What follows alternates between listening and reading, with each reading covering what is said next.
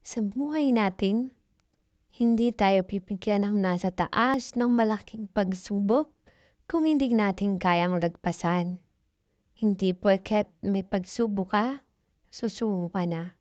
Dahil lahat ng bagay, lahat ng mga naranasan mo ngayon, may dahilan at may purpose ka. Kaya huwag kang panghinaan ng loob. Kung sa bawat pagsubok na yon, parang pakiramdam mo, katapusan na ang paligid mo. Pero alam mo ba, yung mga pagsubok na yan, iyan ang magpapatibay sa'yo. Iyan ang magbibigay ng panibagong pagbabago at pagkakataon sa buhay mo.